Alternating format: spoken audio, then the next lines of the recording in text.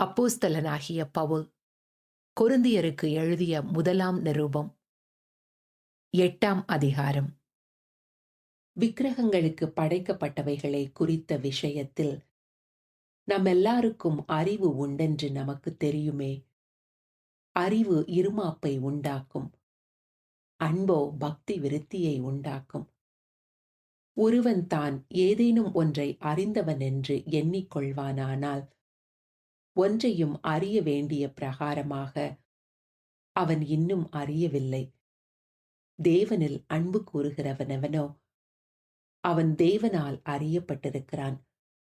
விக்கிரகங்களுக்கு படைக்கப்பட்டவைகளை புசிக்கிற விஷயத்தை பற்றி உலகத்திலே விக்கிரகமானது ஒன்றுமில்லை என்றும் ஒருவரேயன்றி வேறொரு தேவன் இல்லை என்றும் அறிந்திருக்கிறோம். வானத்திலேயும் பூமியிலேயும் தேவர்கள் என்னப்படுகிறவர்கள் உண்டு. இப்படி அநேக தேவர்களும் அநேக கர்த்தாக்களும் உண்டாயிருந்தாலும் பிதாவாகிய ஒரே தேவன் நமக்குண்டு. அவராலே சகலமும் உண்டாயிருக்கிறது. அவருக்கென்று நாமும் உண்டாயிருக்கிறோம். இயேசு கிறிஸ்து என்னும் ஒரே கர்த்தரும் நமக்குண்டு. அவர் மூலமாய் சகலமும் உண்டாயிருக்கிறது. அவர் மூலமாய் நாமும் உண்டாயிருக்கிறோம். ஆகிலும் இந்த அறிவு எல்லாரிடத்திலும் இல்லை.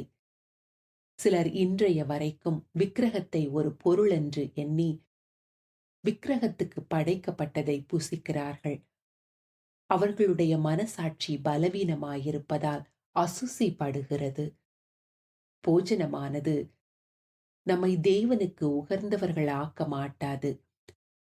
எண்ணத்தினாலெனில் புசிப்பதினால் நமக்கு ஒரு மேன்மையுமில்லை, புசியாதிருப்பதினால் நமக்கு ஒரு குறைவுமில்லை. ஆகிலும் இதை குறித்து உங்களுக்கு உண்டாகியிருக்கிற அதிகாரம் எவ்விதத்திலும் பலவீனருக்கு தடுக்கலாகாத படிக்கு பாருங்கள். எப்படியெனில் அறிவுள்ளவனாகிய உன்னை விக்கிரக கோவிலிலே பந்தியிருக்க ஒருவன் கண்டால் பலவீனனாயிருக்கிற அவனுடைய மனசாட்சி விக்கிரகங்களுக்கு படைக்கப்பட்டவைகளை புசிப்பதற்கு துணிவு கொள்ளும் அல்லவா? பலவீனமுள்ள சகோதரன் உன் அறிவின் நிமித்தம் கெட்டு போகலாமா? அவனுக்காக கிறிஸ்து மரித்தாரே.